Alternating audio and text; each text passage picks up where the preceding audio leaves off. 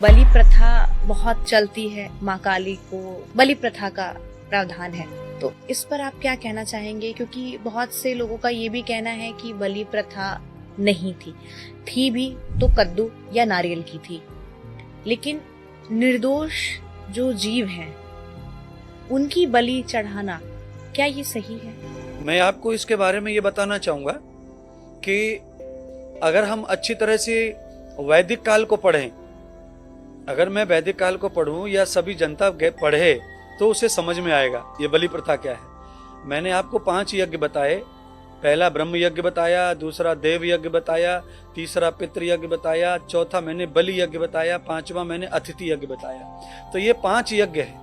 5 यज्ञ में जो बलि यज्ञ है, जिसका नाम है बलि यज्ञ, बल वैश्य देव यज्ञ, तो इसका तात्पर्य ये होता है कि हमारे घर में पकने वाला जो भोजन है वो भोजन मेरे घर में पहले भोजन की अग्नि में, भट्टी में, चूल्हे में थोड़ा डलना चाहिए। पहला भोजन मेरे पूर्वज अनपढ़ थे, वो डालते आ रहे हैं। मेरे पूर्वज पहले पढ़े लिखे थे, उन्होंने ये सिखाया है। उनकी परंपरा को मेरे पूर्वजों ने जो पढ़े लिखे नहीं थे उन्होंने भी निभाया है।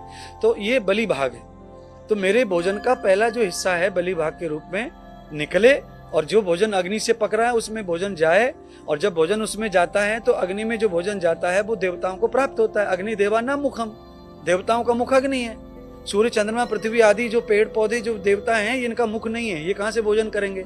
तो ये अग्नि में जो डाला जाएगा वो भोजन वायु को प्राप्त होता है, और वायु सारे के सारे जीव जंतुओं को भोजन प्रदान कर देता है, ऊर्जा। तो ये हमारा विधान है।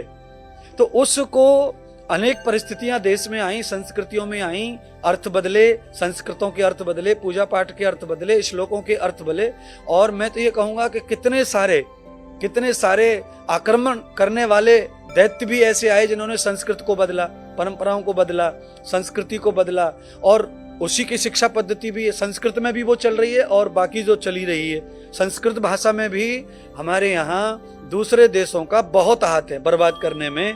उसको आधा समाज समझ रहा है और आधा समाज नहीं समझ रहा है। उसी कल्चर को पढ़ रहे हैं, उसी अर्थ को मान रहे हैं, तो फिर वो उस पर लड़ जाते बलि प्रथा पे, क्योंकि वो किताबों का प्रमाण देते हैं। और किताबों में जो प्रमाण है वो प्रमाण मैं जो बता रहा हूँ वो है परिस्थिति का बदला हुआ प्रमाण है। क्योंकि ये जो देश है, इस देश में पूर्व काल से, ऋषियों के काल से ही मांसाहार का निषेध है।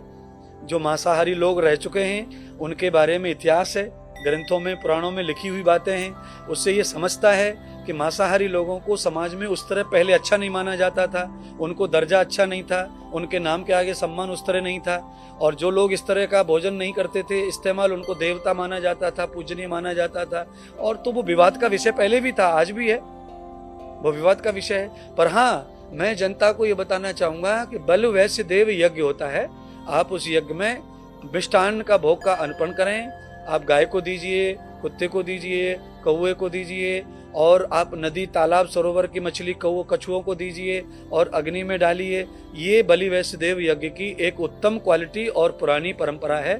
इसके बाद मध्यकाल में जो परंपराएं बदली हैं उनकी परिस्थितियां और उनके इतिहास बहुत अलग है। उसे अगर अपन ज़्यादा खोलूंगा, मैं किताब के द्वारा प्रमाण दूंगा, तो कई चीज़ें किताब की बातों पर भी कंट्रोवर्सी होती है। आप किताब की बात भी कहेंगे समाज में तो उसके ऊपर भी झगड़ा है। उसमें भी वो कहते हैं कि कुछ बातें ऐसी हैं जो नहीं कहनी चाहिए, नहीं बतानी चाहिए। तो मैं उस बात को रोक देता हूं। पर मैं इतना बताऊंगा कि बलि प्रथा, जीव जंतुओं की हत्या करना बिल्कुल भी जायज नहीं है।